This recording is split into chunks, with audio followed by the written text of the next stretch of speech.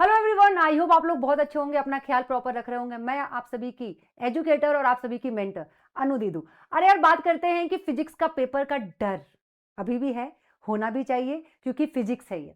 उसके बाद केमिस्ट्री और उसके बाद चलो मैथ्स आएगा, लेकिन फिजिक्स बेटा डराता है क्योंकि मैथ इसमें न्यूमेरिकल भी है, इसमें कॉन्सेप्ट भी है, डेरिवेशन भी है, बहुत सारी चीजें। लेकिन अभी लास्ट के जो टाइम बचे हैं इसमें अब आप रिस्क नहीं ले सकते। अब इसमें आपको बेटा कुछ स्टैंडर्ड स्ट्रेटेजी फॉलो करनी है। अगर आपने इसमें भी बैठ के गवा दिया टाइम बेटा, तो फिर कुछ भी नहीं हो सकता तुम्हारा। तो आज ये देखते हैं कि क्लास के डेज में अब 2 दिन का टाइम बचा है, इसमें कैसे फिजिक्स में हम अच्छा स्कोर कर सकते हैं। सबसे पहली बात बेटा, कमबैक स्ट्रेटेजी हमारी है। ये कौन सी स्ट्रेटेजी है? कमबैक स्ट्रेटेजी है।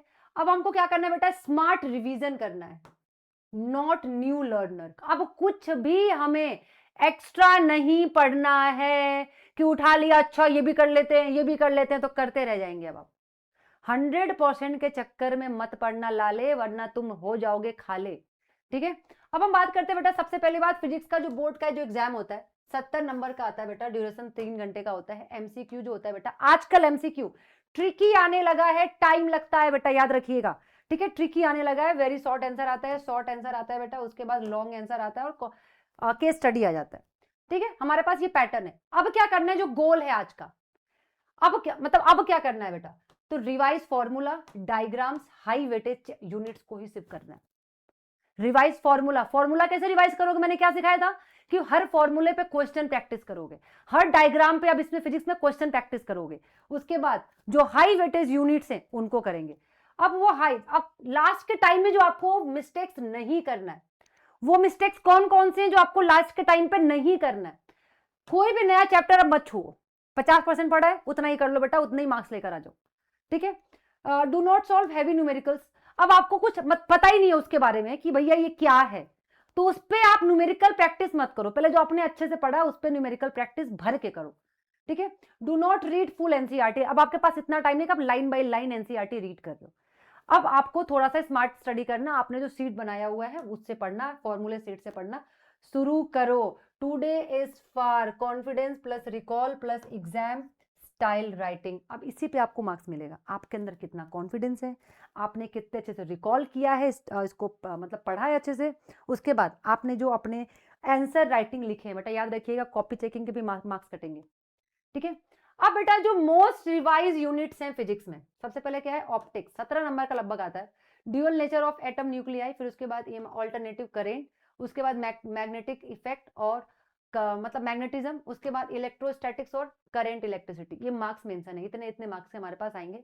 अब आपको पहले इनको फोकस करना है, तब जाके कुछ और छूना है तुम्हें।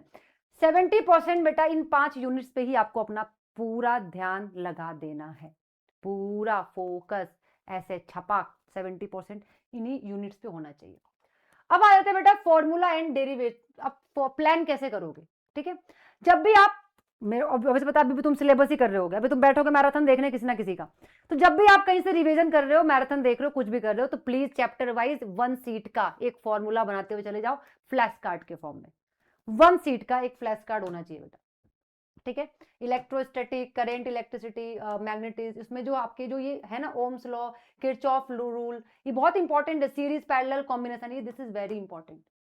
बायोट सवार्ट या फिर ये एम्पीरियर्स, फैराडेज लॉ, लेंस, ये बहुत इंपॉर्टेंट है बेटा। ठीक है, Gauss law is very important, field due to infinite sheets, line charge, lens is very important, mirror formula, Young's double slit formula या स्लिट फॉर्मूला, ये आपके पास कुछ हैं जिनको आपको प्रायोरिटी में रखने हैं। समझ में आया? आपको फोकस करना है इन सब पे।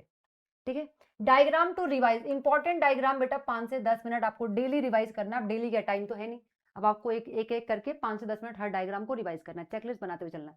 इलेक्ट्रिक फील्ड के डायग्राम, जिसमें क्या डिफरेंट चार्ज डिस्ट्रीब्यूशन जो होता है, ये करना है। सर्किट डायग्राम आपको रिवाइज करना है। इस बार मैंने देखा सैंपल पेपर में अलग ही सर्किट डायग्राम आया हुआ था।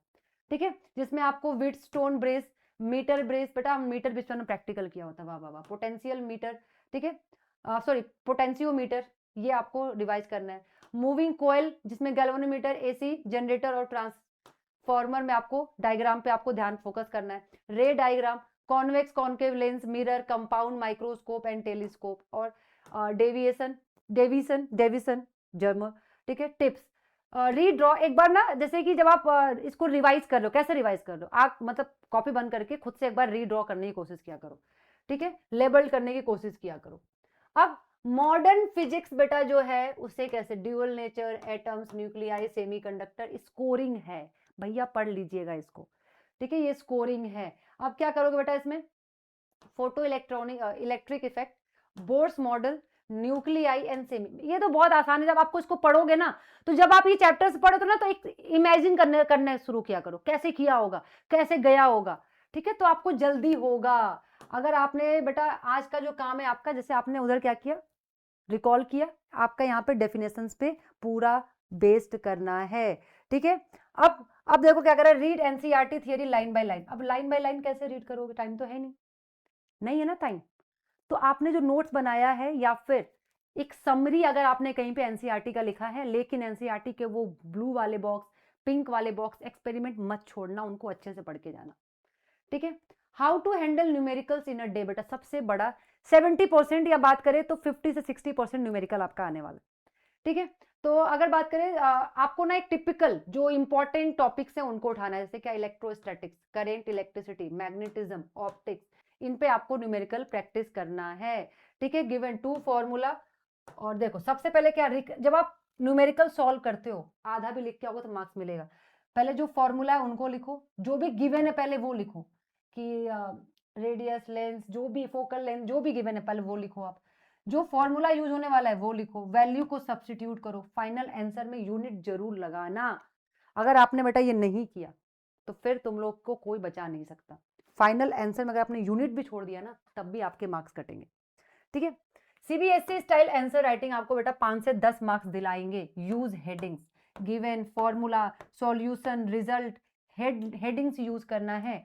For derivation, states, law, assumptions, देखो अगर डेरिवेशन कर रहे हो तो पहले स्टेटमेंट लिखो क्या बोल रहा है, उसके बाद अजम्पशन लिखो क्या कह रहा है, फिर जो भी आपके मैथमेटिकल स्टेप्स है उनको लिखो, फिर फाइनल एक्सप्रेशन लिख के आ जाओ। डायरेक्ट नहीं कि उठाया मुंह और पेंसिल और पेन लिख के चले आए, डायग्राम भी जरूर बनाना, ठीक है। फॉर डायग्राम जैसे ड्रॉ नीटली बढ़िया लेबल डायग्राम, जैसे खास करके आपके मिरर वाले, लेंस वाले में आता है बेटा, खास करके ऐसे डायग्राम्स आते हैं, ठीक है। मैंने तो इसको रटा हुआ था भाई बहुत प्यारे तरीके से, मिरर और। अब क्या करें बेटा, टाइम मैनेजमेंट जो आपका होगा हर क्वेश्चन का वो कैसे होना चाहिए, तो efficiently pace your time, total 3 hours आपके पास है। पहला 1 मार्कर क्वेश्चन है बेटा आपके पास, लगभग 1 मिनट हर क्वेश्चन को देना है, तो आपका 15 से 20 मिनट बेटा 1 मार्कर सवाल हो जाने चाहिए, 1 मार्कर सवाल, ठीक है। अगर मैं बात करूं तो एमसीक्यू आपके 15 मिनट में निपट जाने चाहिए असर्शन रीजन के साथ, और बचे 5 से 10 मिनट आपके 1 मार्कर में जाने चाहिए। अगर 2 मार्कर की बात करें 2 से 3 मिनट आप अपने सवाल पे दे सकते हो, 2 से 3 मिनट अपने सवाल पे दे सकते हो शॉर्ट आंसर पे। अगर 3 नंबर वाले की बात करेंगे बेटा तो 5 से 6 मिनट, और लॉन्ग आंसर की बात करते हैं तो 8 से 10 मिनट, और आपको अपना बचा हुआ 15 से 20 मिनट टाइम लेकर चलना, ठीक है। अब बात कर लेते हैं सिंपल डे 1 प्लान, हमारे पास 6 to 8 है। अब सुनो, सुबह 9 से 11 पढ़ो, ये कंप्लीट करो, 11 से 1 पढ़ो, ये कंप्लीट करो, 1 से 2 गैप दो। अब इतना भी नहीं पढ़ोगे तो फिर क्या ही पढ़ोगे, लगातार पढ़ना पड़ेगा ना बेटा, ठीक है, ये कंप्लीट करो। 4 से 5 दो, मॉडर्न फिजिक्स के डेफिनेशन और न्यूमेरिकल करो, 5 से 6 ये करो। अब आपका पूरा कंप्लीट हो जाएगा, ये आपका टाइम का स्केड्यूल है, 9 बजे से स्टार्ट करो 6 बजे तक, बीच में थोड़ा सा गैप लो।